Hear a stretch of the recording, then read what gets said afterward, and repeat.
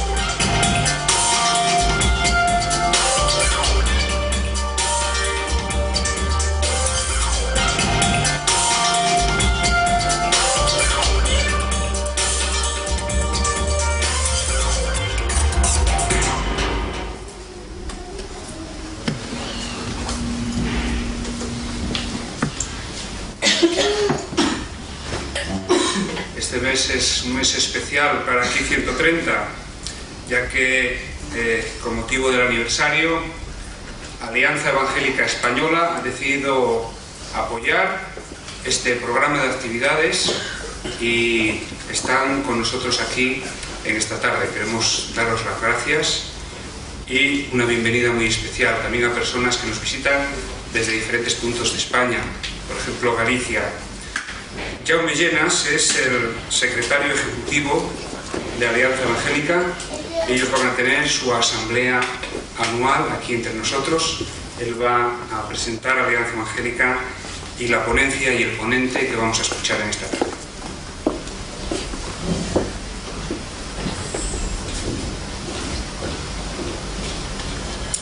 Bien, pues para nosotros un placer tener nuestra asamblea aquí. Quiero comentaros que nos hemos sentido muy recibidos en Gijón este año. Cada año la Asamblea de la Alianza Evangélica Española va a una ciudad diferente, y este año pues la verdad estamos muy contentos de poder estar aquí reuniéndonos, teniendo nuestra asamblea, nuestra reunión anual. La Alianza Evangélica Española es una entidad que nació muy poco antes de la fundación de la Iglesia, del comienzo del testimonio del Evangelio aquí en Gijón, en Asturias, porque nació en el año 1877. Entonces tenemos 132 años de historia, 132 años de trabajar por la unidad de los evangélicos. Porque la finalidad, el propósito de la Alianza Evangélica Española es visibilizar algo que es una realidad, es hacer visible que somos un solo pueblo, que trabajamos juntos, que somos un solo cuerpo en Cristo. Y por lo tanto, cuando la Alianza trabaja para hacer visible lo que nosotros no hemos hecho. Dios nos ha hecho una sola iglesia y nosotros lo que queremos es que eso sea visible delante de todos. Por lo tanto, la Alianza trabaja a través de comisiones y cada una de esas comisiones lo que hace es encargarse de una materia diferente. Hay comisiones que trabajan en el área de la obra social, trabajando en cooperación internacional, especialmente en Latinoamérica. Tenemos trabajo entre lo que son medios de comunicación, que tienen un impacto social, a través de Protestante Digital, Emisión, todos los medios de Redimir. Otro de nuestros trabajos pues, en el campo de la bioética, en el campo de la oración, en el de la teología, en el campo de la libertad religiosa, promoviendo la libertad religiosa aquí y en el mundo, en el campo de la educación, y de la comunicación del Evangelio. Son muchos los campos que la Alianza Evangélica Española cumple. Somos además aquella entidad que tiene su conexión con las otras alianzas evangélicas. Cada país tiene su alianza evangélica que de alguna u otra manera representa, hace que los evangélicos se sientan identificados con un solo cuerpo. Pues bien, a la vez nosotros formamos parte de la Alianza Evangélica Europea y de la Alianza Evangélica Mundial. Si queréis conocer más acerca de la Alianza Evangélica, de su funcionamiento, de su trabajo, os queremos invitar porque mañana vamos a seguir nuestra asamblea en la calle Prendespán, en la Capilla Evangélica, y allí pues podéis enteraros de mucho más acerca del funcionamiento, de qué es la tarea, la labor de la Alianza Evangélica Española. Ya sin más, quiero darle paso a nuestro conferenciante de esta noche, José de Segovia, que nos va a hablar pues, acerca de un aspecto tan interesante como es de por qué los ateos hablan tanto de Dios. José es una persona que le gusta estar al corriente de los movimientos sociales en nuestro país y en el extranjero. Es un fino comentarista en temas que tienen que ver con arte, comunicación. Él mismo es todo un comunicador, ha escrito varios libros, es a la vez su formación es de periodista, también de teólogo, formado en España y en el extranjero, y aúna en sí mismo pues toda una personalidad atenta a las corrientes sociales que en cada momento se van generando. Es interesante escucharle porque, como os decía, es un fino analista de la realidad. Y ya sin más, pues quiero darle paso y adelante, José, por favor.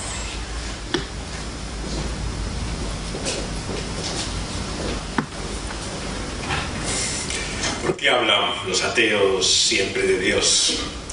El comentario es de un gran escritor alemán, Heinrich Böll.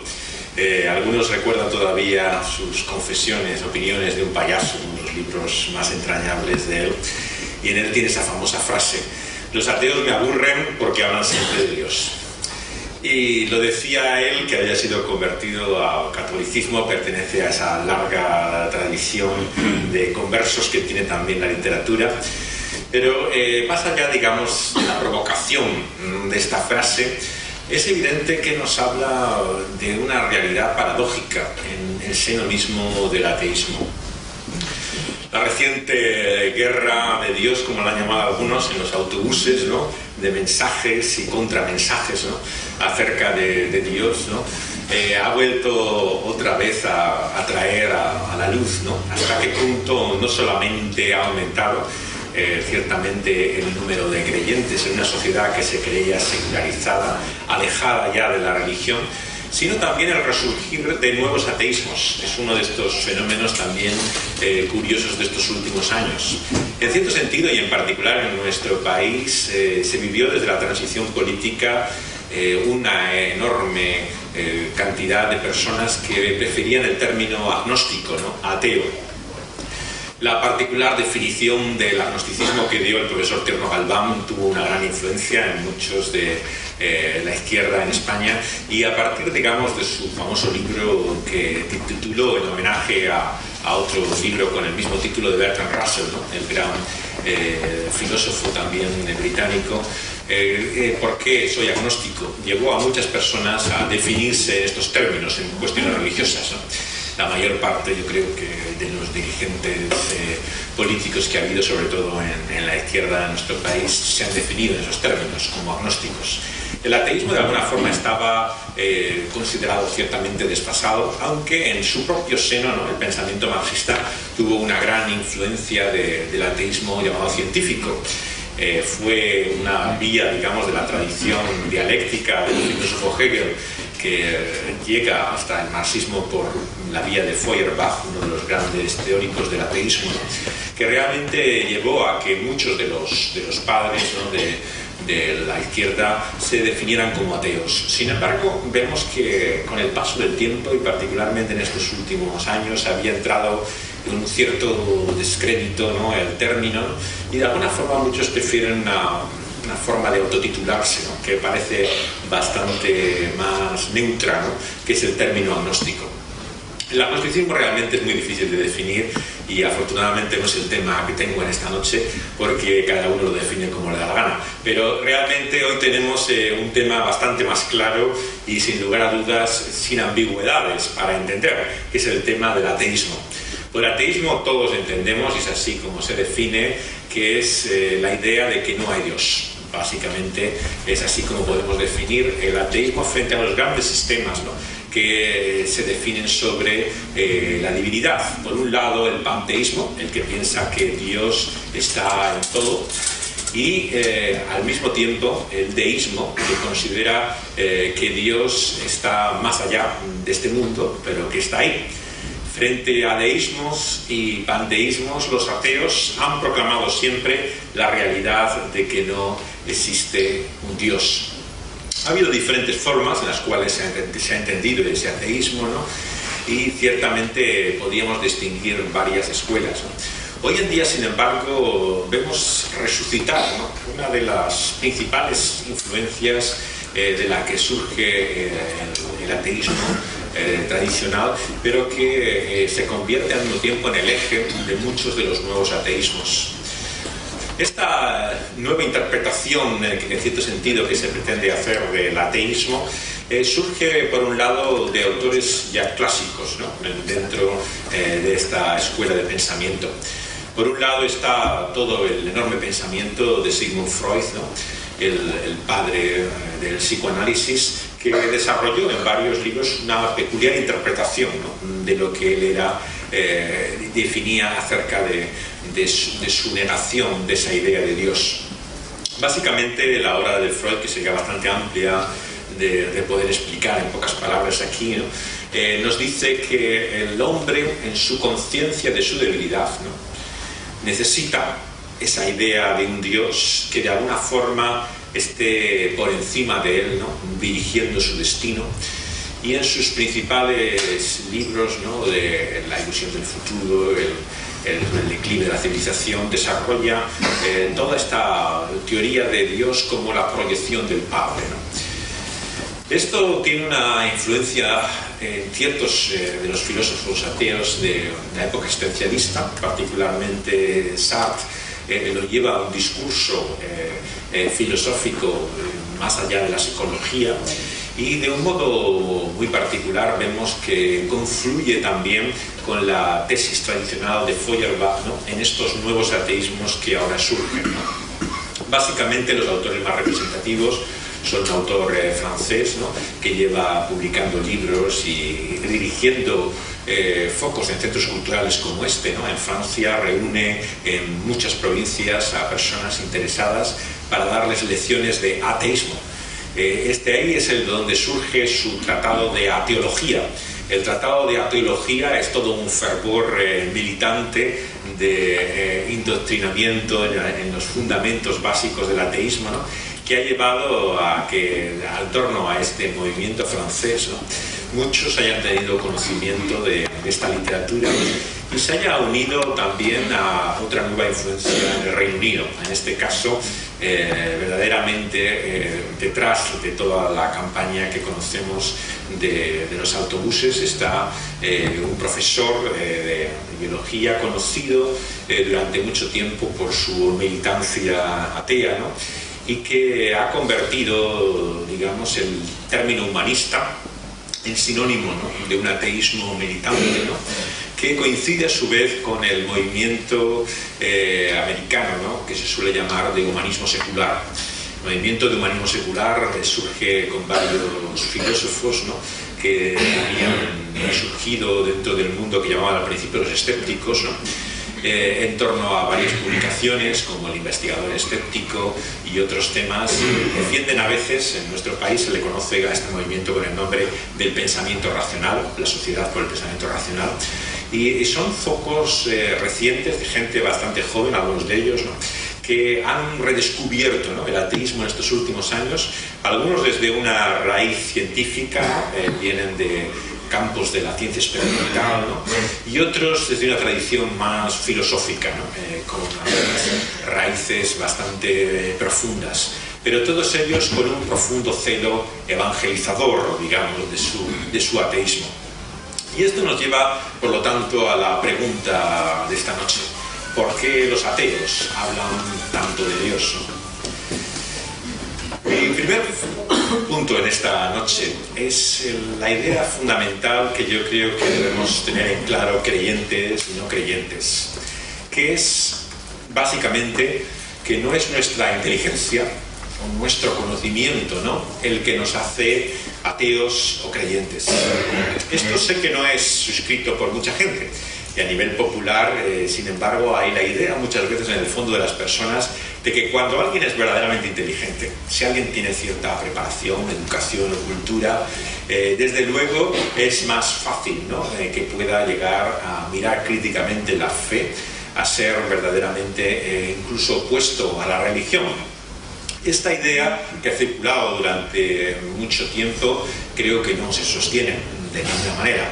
No solamente el cristianismo cuenta con algunas de las mentes realmente más privilegiadas a lo largo de la historia, sino que, por supuesto, nadie niega, ¿no?, que dentro del ateísmo ha habido también personalidades de extraordinario conocimiento e inteligencia. Pero no se puede de ninguna forma, por un coeficiente de inteligencia, ¿no?, determinar la posibilidad de que uno sea ateo o creyente. Igualmente que la ciencia, otro tema que también tendríamos que hablar mucho de él hoy para poder conocer verdaderamente el trasfondo de muchos de estos nuevos ateísmos, tenemos que entender que no es el conocimiento científico el que ha producido más ateísmo. Los estudios que hacen las sociedades de científicos, ¿no?, tanto en América como en otros contextos, nos hablan de que el porcentaje de creyentes o no creyentes dentro de la tarea científica es semejante realmente, sea cual sea la profesión, ¿no?, dentro de la ciencia como fuera de ella. Es un mito totalmente el pensar que aquellos que están trabajando en el conocimiento científico son más propensos, ¿no?, a no ser personas religiosas. Todo lo contrario. Lo que vemos es que se da exactamente el mismo margen que en el resto de la sociedad, y en algunos campos incluso aumenta más el número de creyentes. Según algunos estudios muy conocidos, hay ciertas ramas de la ciencia sorprendentemente con una gran presencia de creyentes dentro de ella. La astronomía, por ejemplo, es famosa por la cantidad de astrónomos, ¿no?, que profesan su fe cristiana, y dentro de la física es conocido también el gran número que hay de personas orientalistas, ¿no?, de creencias cercanas al budismo o a sus muchas ramas dentro de las disciplinas de la nueva física. Así que verdaderamente ni la ciencia ni el conocimiento verdaderamente podemos decir que determina la fe o el ateísmo de una persona. Entonces, en segundo lugar, yo creo que tenemos que entender que todos partimos de presupuestos, de ideas de antemano con las cuales nos acercamos a este tema no desde una tabla rasa, sino con un conocimiento y una idea de antemano. Este es el gran error, por supuesto, del agnosticismo. El agnosticismo pretende establecerse en un terreno neutral, objetivo, más allá realmente de toda afirmación y convicción, y muchas veces es popular precisamente llamarse agnóstico porque se pretende que ellos están más allá de todo prejuicio o idea de antemano concebida. Tanto creyentes como ateos, sin embargo, afirmamos por igual que todos tenemos unas ideas preconcebidas, unos prejuicios de los cuales partimos, ¿no? Y sea este realmente el método científico experimental, el pensamiento, digamos, humanista o el positivismo, sea cual sea la definición filosófica como la fe religiosa, entendemos que partimos verdaderamente cada uno de una convicción, ¿no? Y una concepción de la vida previa. En palabras del genial filósofo español Ortega y Gasset, ¿no? Que aunque no tuvo grandes inquietudes por este tema del que hablamos esta noche, sin embargo tiene grandes ideas también sobre las bases del pensamiento. Decía Ortega que mientras seamos sujetos, seremos subjetivos, ¿no? El día que seamos objetos, seremos objetivos. Así que mientras seamos sujetos y como sujetos pensamos, ¿no? Pensamos subjetivamente. La ilusión de la objetividad, ¿no? Realmente no pertenece al área del conocimiento humano, como nos recuerda Ortega. Todos partimos de una idea preconcebida. Por lo tanto, quiero hacer un acercamiento en esta noche realmente a una idea del ateísmo, algo diferente a lo que muchas veces tenemos de antemano. ¿Por qué los ateos hablan siempre de Dios? Verdaderamente de la psicología del ateísmo se ha intentado explicar de muchas maneras, ¿no? Hay, por supuesto, algunos que intentan entender todo el fenómeno del ateísmo como una especie de complejo, de trauma, ¿no? Debido a una experiencia religiosa en el pasado, ¿no? Que ha hecho que la persona, ¿no? Sea tremendamente militante, ¿no? En contra de todo lo que le suene a fe o religión. Y es cierto que hay muchas personas dentro del ateísmo que tienen un pasado traumático en el campo religioso. Es muy conocido, ¿no? Que algunos de los más militantes ateos, ¿no? Han tenido una formación altamente religiosa, ¿no? En el pasado. Pero creo que no sería justo decir que estamos simplemente ante un trauma psicológico, ¿no? Hay determinadas manifestaciones, ¿no? En torno al mundo de lo religioso que sí que tienen algo, ¿no? de enfermizo, ¿no? Y verdaderamente digno de estudiarse psicológicamente. Por poner un ejemplo, el satanismo moderno, ¿no? El satanismo moderno que nace en el siglo XIX, ¿no? A partir de la figura de Aleister Crowley, ¿no? Un hombre formado en una asamblea de hermanos en Inglaterra, que se identifica desde pequeño con todo lo negativo de la Biblia, ¿no? Caín, el anticristo, Judas, ¿no? Y se convierte como una especie de figura bajo un destino fatal, ¿no? Que está llamado a destruir el cristianismo, ¿no? Y se ofrece a las autoridades revolucionarias de Rusia para acabar con el cristianismo, ¿no? Es un ejemplo, digamos, de psicología enfermiza, ¿no? Que da y crea algo como lo que fue el origen de la primera secta satánica, ¿no? La orden de donde salen las diferentes iglesias de Satanás, ¿no?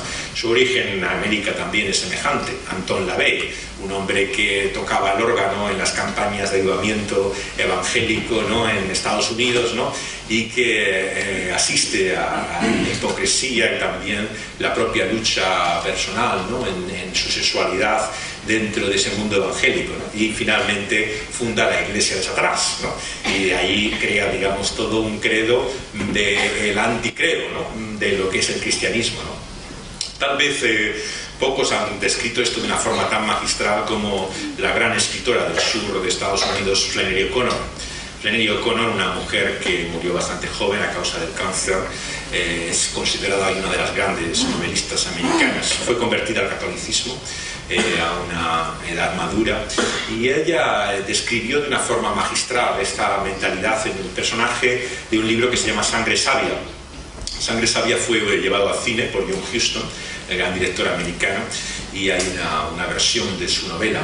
La historia es de un predicador callejero, ¿no?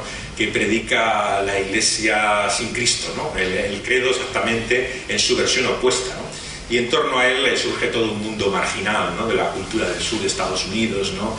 El predicador que se hace pasar por falsamente ciego, todo tipo de personajes marginales, ¿no? De este submundo que se suele relacionar con la cultura americana, y que describe personalidades que lo que producen son compasión, profunda compasión, ¿no? La pena realmente de ver vidas sin rumbo, sin orientación, traumatizadas, personas como huérfanos en el mundo, que como el protagonista de Sangre Sabia realmente se encuentran solos, tremendamente solos. En el ateísmo tradicional encontramos verdaderamente a veces personalidades con esa conciencia muchas veces de orfandad, ¿no? Uno de los que siempre confieso que me conmueve profundamente cada vez que lo leo es Bertrand Russell. Bertrand Russell es un personaje tremendamente contradictorio en su evolución filosófica, ¿no? Política y en muchos sentidos, ¿no? Pero es un hombre que, aunque se debatía sobre todos estos temas, ¿no? Entre el ateísmo, el agnosticismo, finalmente como se define en su propio libro, es un hombre lleno de hambre, de anhelo, de sed, de realidades espirituales, ¿no? Y en el fondo de su ser es como si todas las células, ¿no? De su propio cuerpo, ¿no? Desearan verdaderamente que hubiera alguien ahí, que diera un sentido, un propósito a su vida, ¿no? A la realidad de todo lo que conocemos, ¿no? Por lo tanto, como decía el premio Príncipe de Asturias, ¿no? El gran pensador judío, ¿no? Steiner, ¿no? Verdaderamente hay una nostalgia de lo absoluto detrás de muchos de estos grandes sistemas en los que surge el ateísmo moderno. Decía Steiner en estas famosas conferencias que se llaman así, Nostalgia del Absoluto, que todos los grandes sistemas del pensamiento contemporáneo que surgen en el siglo pasado son verdaderamente sistemas teológicos alternativos, ¿no? De alguna forma parten de la negación de Dios, ¿no? De un principio ateo, pero construyen toda una visión del mundo que suena y realmente continúa lo que parece verdaderamente un pensamiento teológico. Examina de esta forma el psicoanálisis de Freud, estudia también lo que es incluso todo el estudio de la antropología social, el estructuralismo, desarrolla al mismo tiempo como en Marx mismo, el marxismo tiene un enorme trasfondo, digamos, alternativo a la teología, que parten todos ellos como de una visión de un mal original, que hay que luchar contra él, ¿no? Sea en cada sistema de pensamiento cómo se identifique, ¿no? Ese ello destructor, o el principio, digamos, de opresión del cual surge la lucha de clases, como la visión de tantos grandes sistemas en los que se funda el pensamiento del siglo pasado, pero que todos tienen como una proyección finalmente escatológica, son como mensajes casi de redención, ¿no? En búsqueda de un conocimiento liberador, ¿no? De una noxis, ¿no? Que de alguna forma, por la iluminación que nos tuviera, nos mostrara la posibilidad de un mundo mejor y de una vida nueva, de una armonía desconocida, ¿no? De esta forma, hombres como Steiner muestran lo que ya la Biblia nos enseña siglos antes, ¿no? El gran conflicto en las Escrituras, y para un hombre judío como él está claro, no está entre creer y no creer. Está entre creer en el Dios vivo y verdadero o seguir nuestros propios ídolos, los dioses y los mitos que nosotros mismos creamos con nuestra mente y nuestra imaginación. Esa confrontación entre la idolatría, ¿no? Y la verdadera fe que está en el fondo del pensamiento bíblico da desde luego una nueva perspectiva a todo el pensamiento secular moderno. De alguna manera, como el premio Príncipe de Asturias Steiner nos muestra, realmente podríamos decir que en lo fundamental el hombre no ha cambiado. Es cierto que semánticamente se nos dice que Dios ha muerto, que se nos asegura realmente que la religión ha perdido su sentido con la mayoría de edad del hombre. Pero lo que el pensamiento del hombre sigue mostrando es que verdaderamente sin un sistema religioso, sin una visión del mundo como la que pretenden todas estas filosofías, el hombre no se puede enfrentar a su existencia. ¿Qué es lo que lleva entonces a que en concreto el ateo no pueda dejar de hablar de Dios? Verdaderamente la clave también está en la propia escritura de la que habla Steiner, la Biblia. El apóstol Pablo nos muestra cómo a lo largo de toda la escritura verdaderamente se parte de la explicación de la incredulidad, ¿no?, del ateísmo, si queremos decirlo, desde un presupuesto muy semejante al cual se parte en el ateísmo. De alguna forma se dice que el conocimiento del hombre se piensa que es el que determina de alguna forma el pensamiento crítico que te lleva a rechazar a Dios y de esa forma también definirte como ateo. La Biblia, sin embargo, nos muestra que no es ciertamente un problema de conocimiento, sino que de acuerdo a ese pensamiento que surge con Freud, Feuerbach, ¿no?, que nos llega de Bertrand Russell hasta los nuevos ateísmos, el problema verdaderamente de la negación de la existencia de Dios tiene que ver con la sospecha de que verdaderamente alguien tenga la última palabra sobre nuestra existencia. En definitiva, no somos ateos porque no tengamos evidencias de Dios, sino porque no queremos creer en Dios. Es un aspecto de voluntad, no de conocimiento. Se trata, en definitiva, en el lenguaje de Sartre, de un problema típicamente moral. De lo que estamos es frente a la autonomía humana afirmada frente a alguien que pretende tener el destino último de nuestra vida. Ese es el gran desafío para el ateísmo de todos los tiempos. ¿Quién verdaderamente tiene la última palabra sobre mi vida? ¿Alguien que pretenda juzgarme y poner en evidencia lo que yo soy? ¿O yo mismo, en mi ser autónomo, soy quien determino verdaderamente el sentido de mi vida? El problema del ateísmo, por lo tanto, no es un problema intelectual. Y esto es precisamente lo que hace tan vacío y realmente frustrante las discusiones entre ateos y creyentes. Podemos durante horas, ¿no?, y días y años discutir, ¿no?, creyentes de ateos, que parece que no llegamos a ningún sitio. Realmente no encontramos una forma de poder entender y comprender lo que el uno está diciendo al otro. Y es sencillamente porque no estamos ante un problema intelectual. No se trata realmente de una falta de conocimientos, de que unos no tengan la información y las evidencias que los otros no tienen. Por ponerlo en el lado de los creyentes, no es que los creyentes tengamos los argumentos perfectos de la existencia de Dios, ¿no?, y que por medio de nuestra argumentación cosmológica, ontológica, podamos demostrar que Dios es evidentemente la causa última y perfecta, la virtud suprema, y que simplemente el ateo lo que no ha hecho es llevar a sus últimas conclusiones, ¿no?, el pensamiento sobre esa causa última o esa perfección final. Igualmente, que los creyentes no es que desconozcamos verdaderamente los enormes avances del pensamiento científico y la forma en que realmente el mundo puede ser entendido y explicado sin Dios. No es un problema de información. No es sencillamente que nos falten datos para poder saber verdaderamente lo que el otro está diciendo. Nuestro problema estaría más bien en esa dimensión que Sartre llama moral. La realidad de que el hombre no solamente es un ser libre o autónomo, sino sobre todo, y de ahí surge el existencialismo, responsable. El hombre es responsable de sus actos y por lo tanto es eso lo que da sentido a su vida. Aunque concluya todo nuestro ser, como dice el famoso filósofo francés, que la vida parece una pasión inútil, verdaderamente son esas decisiones que conforman nuestra vida las únicas que de alguna manera le dan significado o sentido a nuestra vida. Es como si en cada célula de nuestro ser hubiera una misma tensión en creyentes y ateos. Por un lado, en todos desearíamos que hubiera un Dios más allá, alguien verdaderamente que pudiéramos conocer como sentido y trascendencia del universo.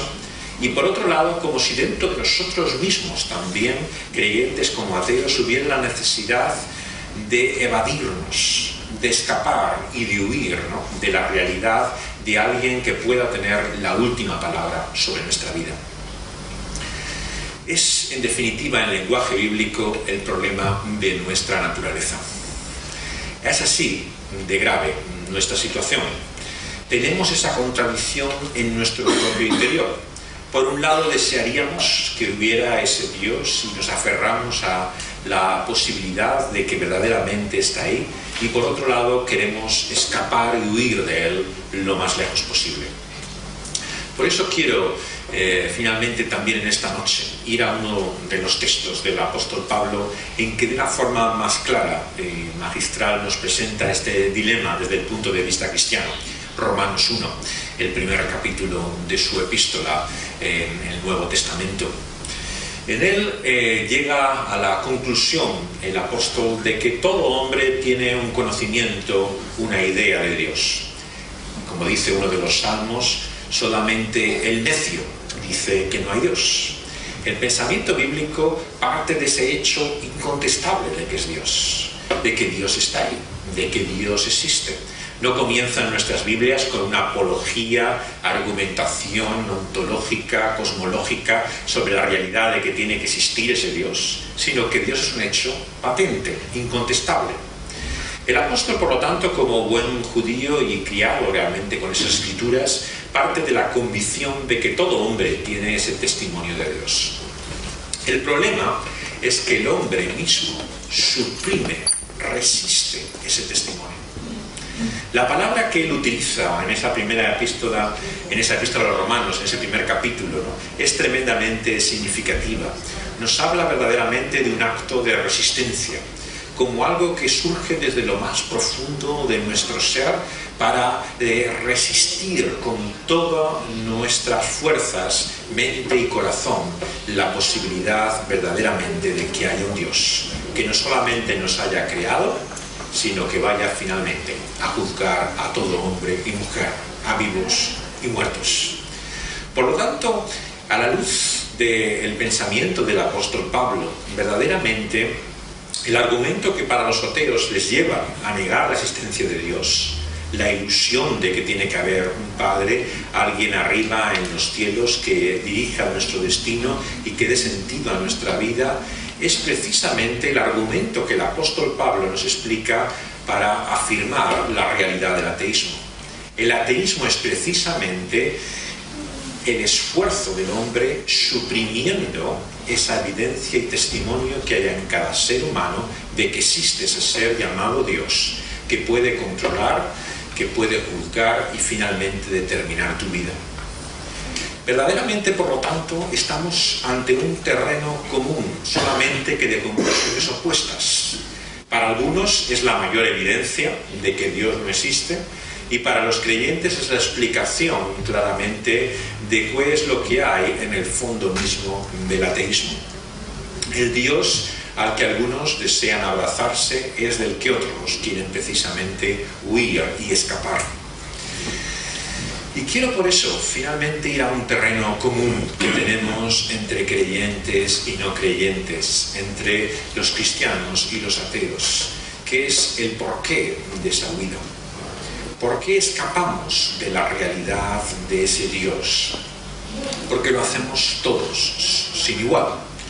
Está en la naturaleza del ser humano.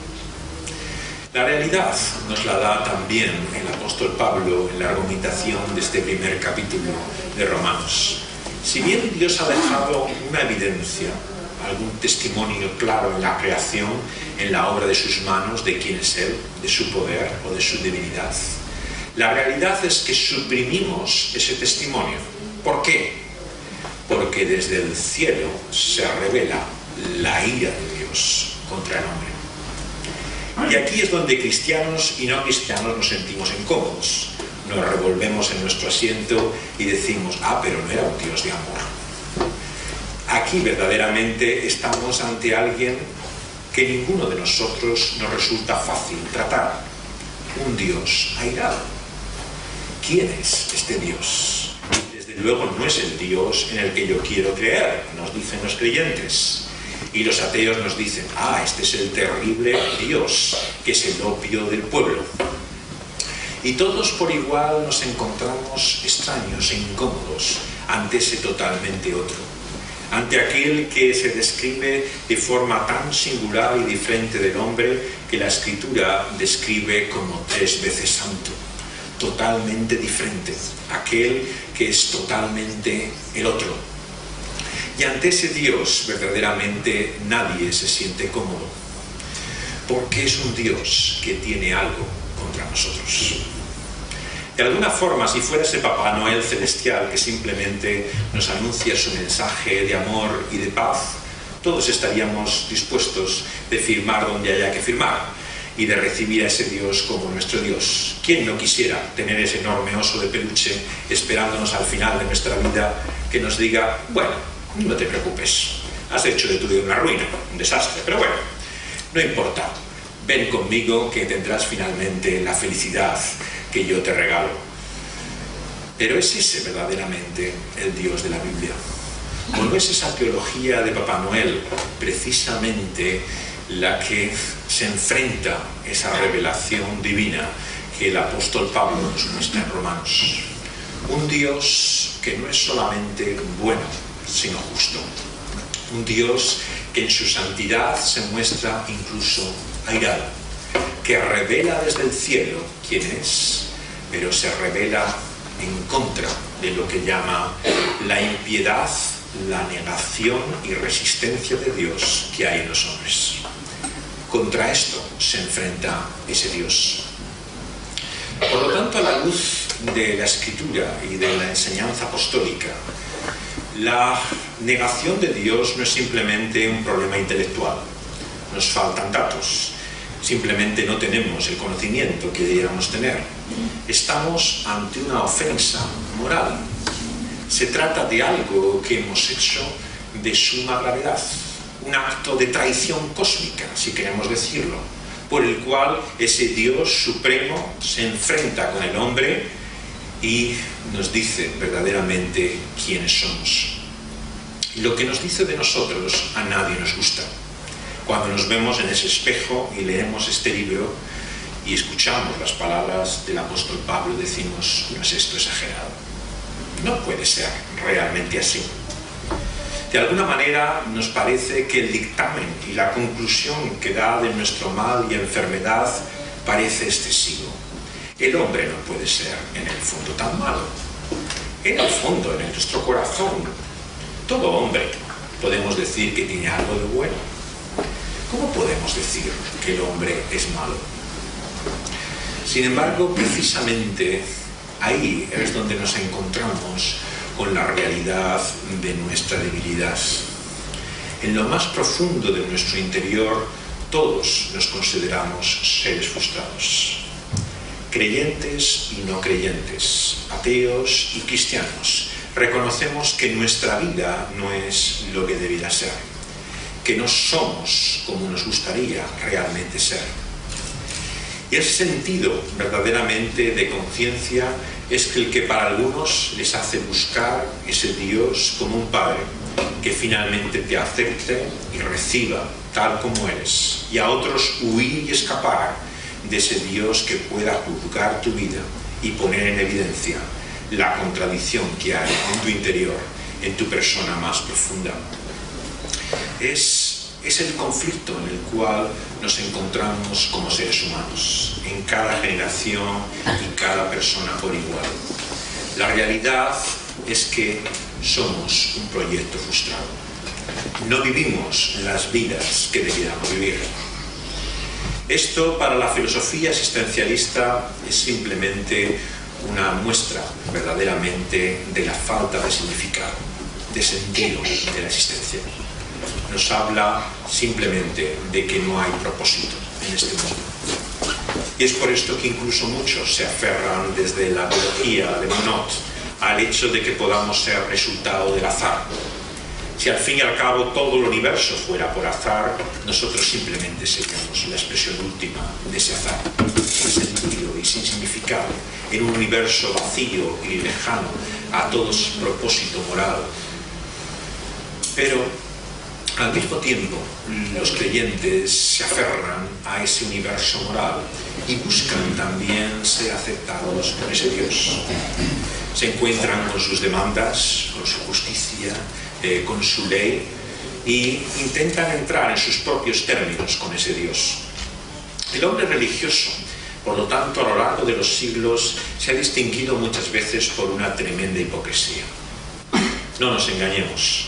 El tipo de religión al que se enfrenta un filósofo como Nietzsche es verdaderamente una religión contra la que el propio Jesús también se enfrentaría. Un cristianismo que simplemente lleva el nombre de cristianismo, pero que está lejos de mostrar lo que verdaderamente es el mensaje de Jesús. Es cierto que la crítica de Nietzsche va más aún. Nos lleva a todo lo de debilidad, todo lo que realmente de fragilidad representa para él el cristianismo. De alguna manera su sueño del superhombre, ¿no? Vemos que alimenta muchos de los grandes monstruos totalitarios, ¿no?, que asolaron el siglo pasado. El anhelo de que finalmente el hombre a una mayoría de edad llegara a tener en su propia autonomía el control y el destino del hombre y encontrar la realidad de quién es él, precisamente tomando las riendas de su futuro. Pero me atrevo a decir que incluso Nietzsche, en su momento final de locura, como todo hombre y mujer, descubre la realidad de quién es él. Nos damos cuenta de que una cosa somos lo que aparentamos los unos a los otros, las máscaras con las cuales nos ocultamos y nos escondemos. Al fin y al cabo, esto es la vida al este del Edén. La realidad de que estamos desnudos, pero todos, como en el famoso cuento del traje del emperador, preferimos vivir como si no fuera así, como si realmente no lo estuviéramos. Pero la verdad, y en nuestra propia conciencia nos da testimonio de ello, es que estamos faltos y débiles, desnudos y sin nada que presentarnos verdaderamente que dé sentido a nuestra vida. El ateísmo, por lo tanto, nace precisamente del deseo, pero no del deseo de los creyentes de un Dios imaginario que les gustaría que finalmente existiera, sino del deseo de todo hombre de que no haya nadie finalmente que pueda recordarte la realidad de quién tú eres, de que no haya un juicio final, un momento en el cual con una apoteosis se revelara la realidad de tu vida. Esto es verdaderamente a lo que todos y cada uno de nosotros nos enfrentamos como nuestra mayor pesadilla. Todos escondemos secretos en el armario, todos tenemos esqueletos que ocultar. Hay realidades en la vida de cada persona que en el fondo nos avergüenzan. Se decía que se mandó una vez un mensaje a todos los miembros del Parlamento británico diciéndole: tu secreto ha sido descubierto, sal del país lo antes posible. Y cuenta, según la famosa anécdota, que estaba la estación de tren de Victoria llena de políticos intentando salir lo antes posible del país. Todos tenemos secretos, todos nos sentimos acusados cuando se habla realmente de algo oculto en el pasado. Por mucho que los ingenieros cosméticos de la política intenten en países como Estados Unidos conseguir un candidato perfecto, que no tenga sombras en el pasado, siempre hay algún familiar, alguien cercano, algo en la vida de la persona de lo cual avergonzarse, que algún periodista en algún sitio de alguna manera descubre y que finalmente pone en peligro la carrera política del candidato. Nadie es capaz de someterse a semejante escrutinio.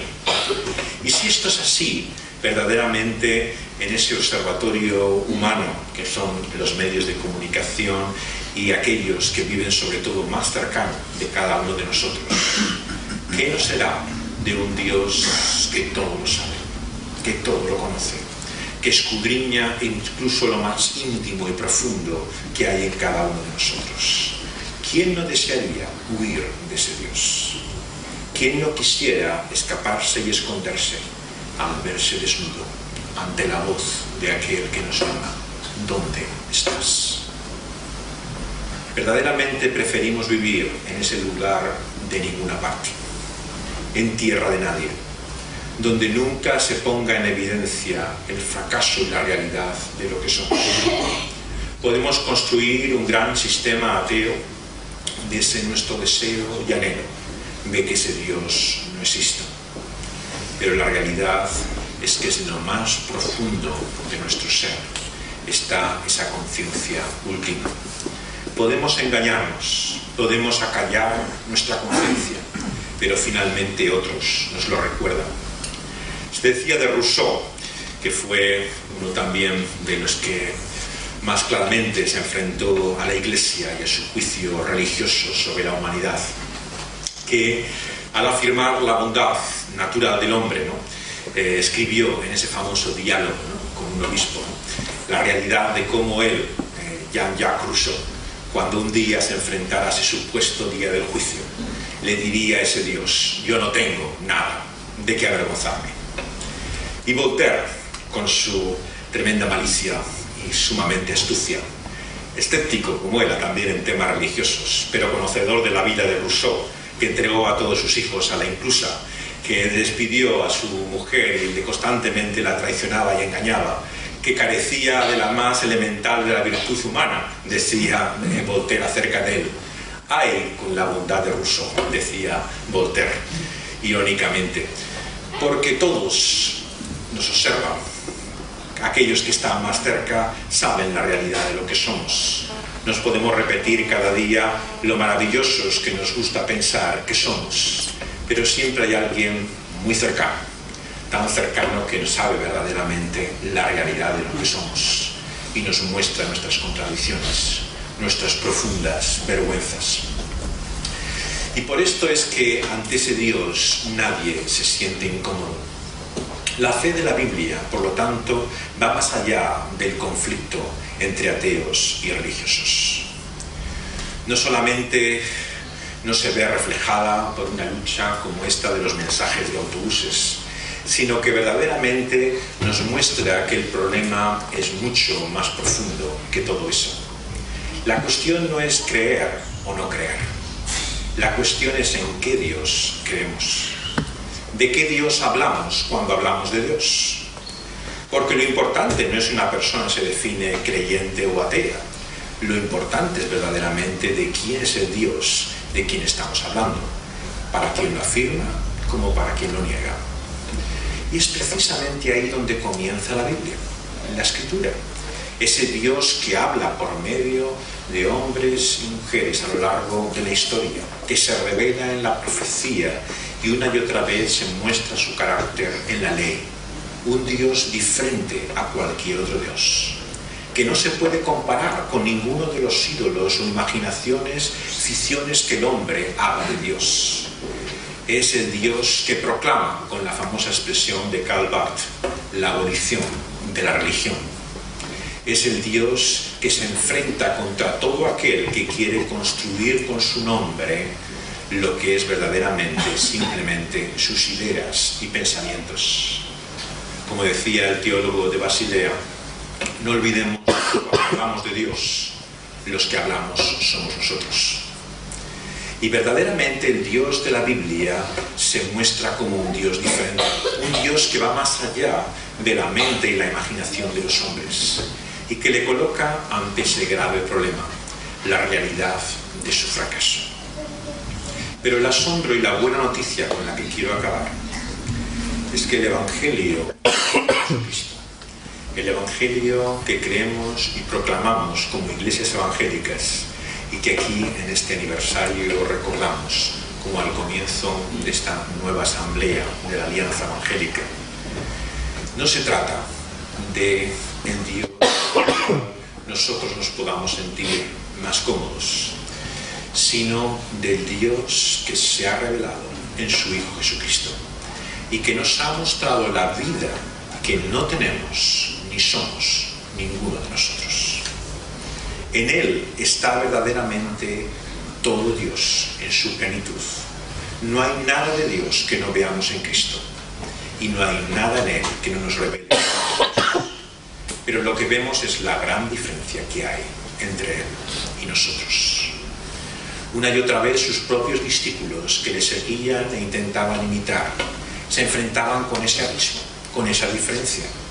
Veían como aquel joven rico se acercaba a Jesús y le decía: ¿qué hay que hacer para entrar verdaderamente en ese reino que tú predicas? Y el joven recordaba los mandamientos, las leyes que pretendía cumplir como tantos pretenden cumplir hoy en día. Si yo al fin y al cabo no robo ni mato, ¿qué mal he hecho yo? ¿De qué soy culpable yo delante de ese Dios? ¿Es que acaso va a haber algo tan grave y tan serio que pueda poner ese Dios delante de mí? Y Jesús le dice a aquel hombre: vende todo lo que tienes y dáselo a los pobres. Y al mostrarle la radicalidad de su mensaje, los discípulos, consternados y asombrados, dicen: entonces es imposible para los hombres llegar a ese reino de Dios. Esa era la conclusión. Todos se daban cuenta que aunque habían dejado sus cosas y seguido a Jesús, ni siquiera parecían haber cumplido finalmente la entrega total que Jesús pedía de ellos. Es como cuando en el Sermón del Monte les muestra el significado de cada uno de esos mandamientos y les dice: basta una palabra para asesinar a alguien, basta un pensamiento para realmente ser culpable de adulterio. Lo que Dios pide de nosotros no es simplemente hacer o no hacer ciertas cosas. Lo que pide de ti es toda tu mente y corazón, todo lo que tú eres. Y ante eso, ¿quién es posible realmente que pueda vivir en relación con ese Dios? Para los hombres es imposible, pero Jesús nos dice: pero para Dios es posible. El mensaje cristiano, por lo tanto, es basado y enraizado en una realidad sobrenatural. El milagro de la conversión explica verdaderamente que todos, siendo enemigos y opuestos a Dios, podamos volver a Dios en un momento de nuestra vida. No es explicable ni por nuestro conocimiento, ni verdaderamente por nuestra rectitud moral, sino solamente por el milagro de la obra de Dios en nuestra vida. Y la fe, por lo tanto, es algo asombroso para creyentes como para no creyentes, algo inexplicable, más allá verdaderamente de la experiencia de la religión que muchos pueden tener. Y es por esto que Jesús finalmente nos ofrece el gran intercambio, el asombro de que otro en su vida pueda vivir la vida que nosotros no hemos podido vivir, que unidos a Él de una forma misteriosa y asombrosa pueda ser su vida nuestra vida, y unidos a Él morir su muerte y resucitar naciendo a una nueva vida. Ese asombro verdaderamente es lo que hasta los religiosos les hace preguntarle a Jesús: ¿y cómo es posible poder volver así a nacer, conocer una vida diferente de lo que nosotros somos? Pero esta es la novedad finalmente de la que nos habla el Evangelio. No de cómo ser hombres buenos, sino cómo ser hombres nuevos. Porque de eso se trata, de la realidad de la vida y novedad que puede traer el Creador del universo por medio de su Hijo Jesucristo, Dios hecho hombre, dándonos la vida que ni tú ni yo podemos tener. Y eso lo hace por su muerte.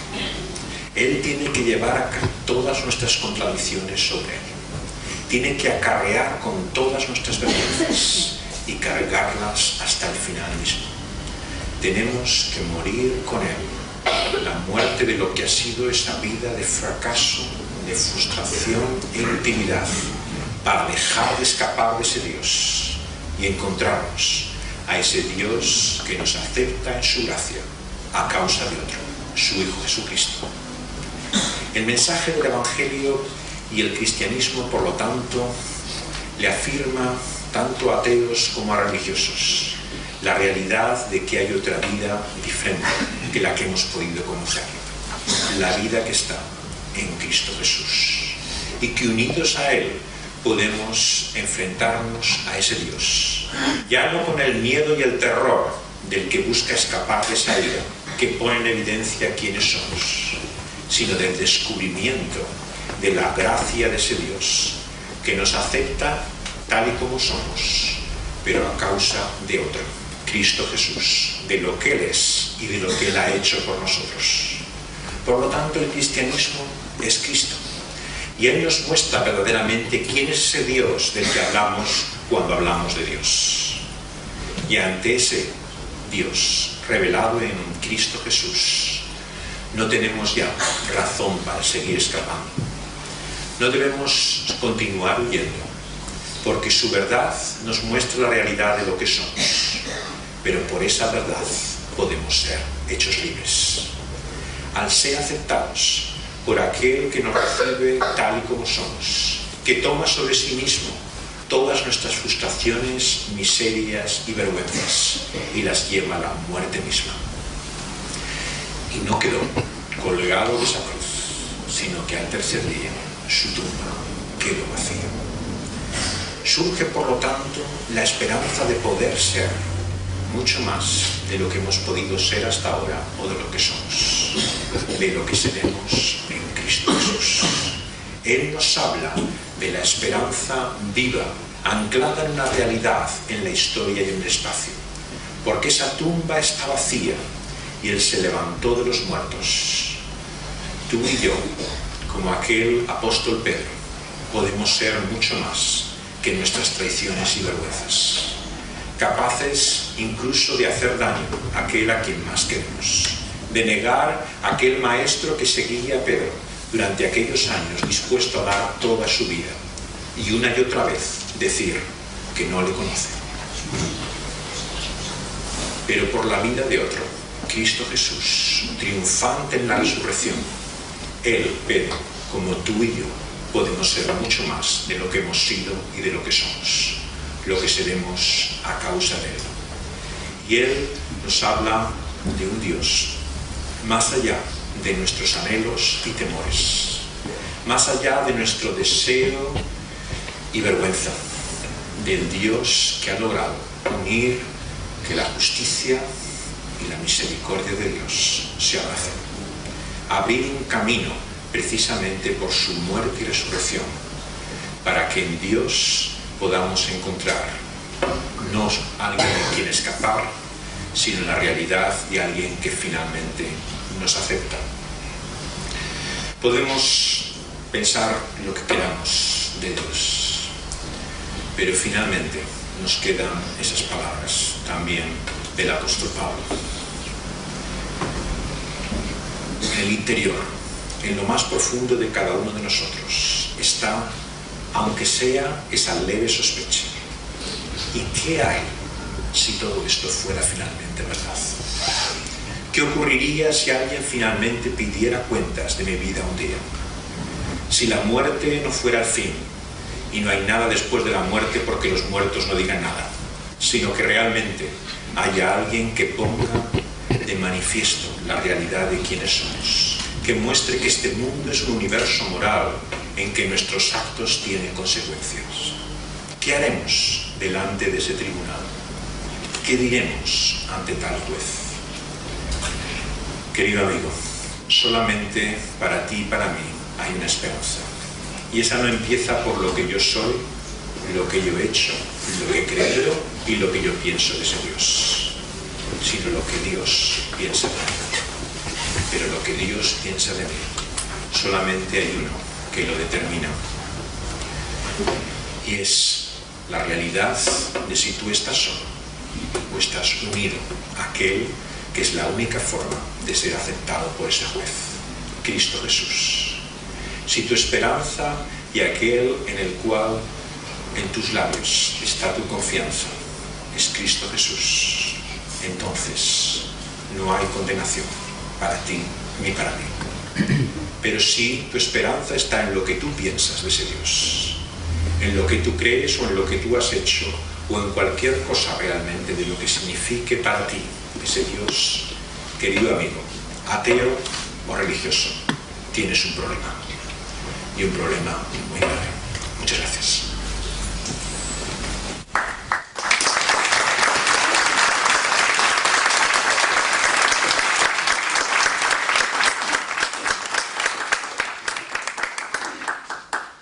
José, por de tus palabras.